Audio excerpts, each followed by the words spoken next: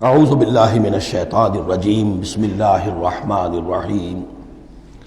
الیوم احل لکم الطیبات۔ یہ وہی انداز ہے کہ الیوم اکملت لکم دینکم واتممت علیکم نعمتی ورضیت لکم الاسلام دینا۔ آج کے دن تمہارے لیے تمام پاکیزہ چیزاں حلال کر دی گئیں، یعنی اگر اس سے پہلے کوئی مختلف مذاہب میں، یہود کی شریعت میں حضرت یعقوب علیہ السلام کی بات پسند و ناپسند جو ذاتی تھی اس کی بنا پر کوئی رکاوٹیں ہو گئی تھیں، یا یہ کہ مشرکانہ جو اوہام تھے ان کی وجہ سے تمہارے ذہنوں میں کچھ الجھنیں تھیں، آج ان سب کو صاف کیا جا رہا ہے۔ الیوم احل لکم الطیبات، تمام صاف ستھری پاکیزہ چیزاں تمہارے لیے حلال ہیں۔ وطعام الذین اوتوا الکتاب حل لکم، اور ان لوگوں کا کھانا بھی کہ جنہیں کتاب دی گئی تھی تمہارے لیے حلال ہے۔ لیکن اس میں ظاہر ہونا چاہیے کہ ان کا کھانا کہ جو ظاہر بات ہے کہ اگر عیسائی سور کھا رہا ہوگا تو وہ ہمارے لیے حلال نہیں ہوگا، مطلب یہ کہ ان کا گوشت ذبح کیا ہوا اگر ہو حلال جانور کا تو وہ ہم کھا سکتے ہیں، جانور حلال ہو،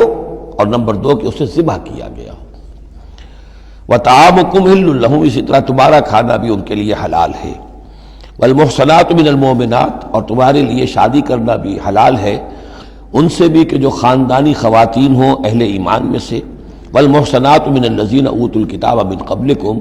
اور خاندانی خواتین ان لوگوں کی کہ جنہیں کتاب دی گئی تھی تم سے پہلے، یعنی مسلمان مرد جو ہے عیسائی اور یہودی خاتون سے شادی کر سکتا ہے۔ اذا آتیتموہن اجورہن، جب کہ تم انہیں ادا کر دو ان کے مہر۔ محسنین، نیت یہ ہو کہ انہیں گھر میں بسانا ہے، مستقل ایک خاندان کا ادارہ وجود میں لانا ہے۔ غیر مسافحین، صرف شہوت رانی کے لیے نہیں، صرف مستی نکالنے کے لیے نہیں۔ ولا متخذی اخدان، اور نہ ہی کوئی چھپی دوستی یاریاں بنانے کے لیے، کھلم کھلا نکاح ہو، ایک مسلمان مرد کسی عیسائی عورت سے، کسی یہودی عورت سے نکاح کر سکتا ہے۔ اس کے ضمن میں آج کل بہت سے اشکالات ہیں لوگوں کو، تو اس کے ضمن میں وضاحت کیے دیتا ہوں کہ جہاں تک تو شریعت کا اصل حکم ہے وہ تو یہ ہے، اور چونکہ شریعت محمد رسول اللہ پر پوری ہو چکی ہے، اب اس میں کوئی تغیر و تبدل نہیں ہو سکتا، لہذا اس کو منسوخ ہم نہیں کر سکتے۔ یہ تو قانون جو ہے قائم رہے گا، اور یہ اس کا جواز جو ہے، یہ اس کا جو کچھ لوگوں کو اس کے خلاف جو مصلحتیں نظر آتی ہیں وہ اپنی جگہ پر صحیح ہیں، لیکن اس کے باوجود قانون کو بدلا نہیں جا سکتا۔ اگر ایک خالص اسلامی ریاست ہو تو کچھ عرصے کے لیے کسی ایسی اجازت کو موقوف کیا جا سکتا ہے، جیسے حضرت عمر رضی اللہ تعالیٰ عنہ نے ایک زمانے میں جب کہ قحط پڑا ہوا تھا تو قطع ید کی سزا جو ہے، چوری پر ہاتھ کاٹنے کی سزا کو موقوف کر دیا تھا کہ حالات ایسے ہیں۔ اسی طرح سے عارضی طور پر کسی حکم میں، کسی ایگزیکٹو آرڈر کے ذریعے سے، اسلامی حکومت کے کسی عارضی حکم کے ذریعے سے کوئی پابندی لگ سکتی ہے۔ مثلاً چونکہ صورتحال یہ ہے کہ مسلمان مردوں کو اجازت ہے عیسائی اور یہودی عورتوں سے شادی کی، مسلمان عورت کی شادی نہیں ہو سکتی کسی بھی عیسائی یا یہودی مرد سے۔ اب اس کی کیا علت ہے کہ عام طور پر سمجھا یہی جاتا ہے کہ مرد غالب ہوتا ہے، لہذا اس کا امکان ہے کہ وہ اپنی بیوی کو سیدھے راستے پر لے آئے گا، نہ یہ کہ اس کی بیوی اسے غلط راستے پر لے جائے گی۔ دوسرے یہ کہ اس زمانے میں اولاد ہوتی تھی مرد کی، تو گویا کہ ثابت تھا کہ جو اولاد ہوگی وہ ماں پر نہیں ہوگی، عیسائی نہیں ہوگی، یہودی نہیں ہوگی، بلکہ وہ مسلمان ہوگی۔ دوسرے اس وقت مسلمانوں کا غلبہ ہو گیا تھا، اور یہودی عیسائی جو تھے وہ ان کے گویا کہ تابع ہو چکے تھے۔ نفسیاتی اعتبار سے یہ دونوں صورتیں اس وقت بدل چکی ہیں۔ آج مسلمان مغلوب ہیں، یہودی عیسائی جو ہیں ان کا پلڑا بھاری ہے دنیا کی سیاست میں اور دنیا کے معاملات میں۔ ویسے بھی مرد جو ہیں وہ کمزور ہو چکے ہیں اور عورتوں کا غلبہ ہے۔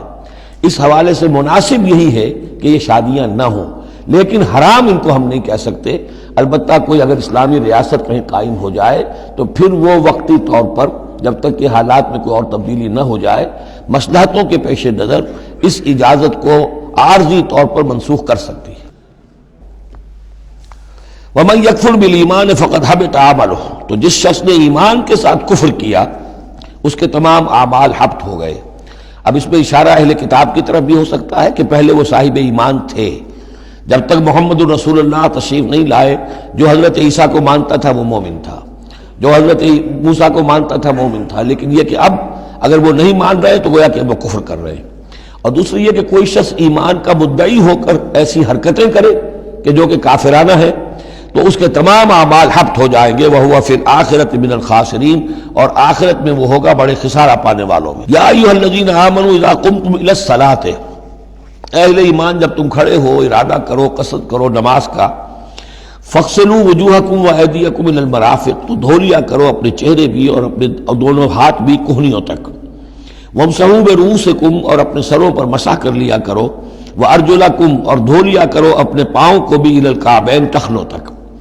یہ ارجلکم اور ارجلکم دونوں قرأتیں ہمارے ہاں بھی ہیں، مستند قرأتوں میں ہیں۔ اہل تشیع جو ہے ویسے اس کو مستقل ارجلکم پڑھتے ہیں،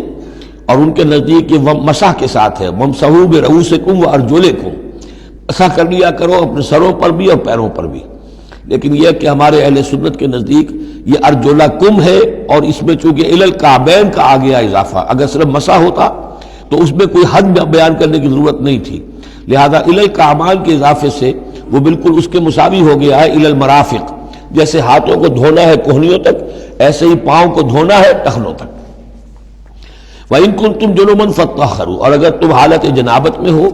تو پھر تم اور زیادہ پاکی حاصل کرو، یعنی غسل کرو، پورے جسم کا غسل کرو۔ وَإِن كُنتُمْ مَرْضَىٰ أَوْ عَلَىٰ سَفَرٍ، اور اگر تم بیمار ہو یا سفر پر ہو، اور جاء أَحَدٌ مِّنكُم مِّنَ الْغَائِطِ، یا کوئی تم میں سے کسی نشیبی جگہ سے ہو کر آئے، عام طور پر قضاء حاجت کے لیے لوگ نشیبی جگہوں پر جاتے تھے، اور لامستم النساء، یا تم نے عورتوں سے مقاربت کی ہو، فلم تجدوا ماء، اور تم نہ پاؤ پانی، فتیمموا صعیدا طیبا، تو ارادہ کرو پاک مٹی کا، فامسحوا بوجوہکم وایدیکم منہ، تو اس سے اپنے چہروں اور ہاتھوں کو مل لو۔ ما یرید اللہ لیجعل علیکم من حرج، اللہ یہ نہیں چاہتا کہ تم پر کوئی تنگی کرے، پانی نہیں ہے تو مٹی سے، ولکن یرید لیطہرکم، لیکن یہ ضرور چاہتا ہے کہ وہ تمہیں پاک کرے، ولیتم نعمتہ علیکم، اور تم پر اپنی نعمت کا اتمام فرمائے، لعلکم تشکرون، تاکہ تم شکر کا حق ادا کر سکو۔ صدق اللہ العظیم۔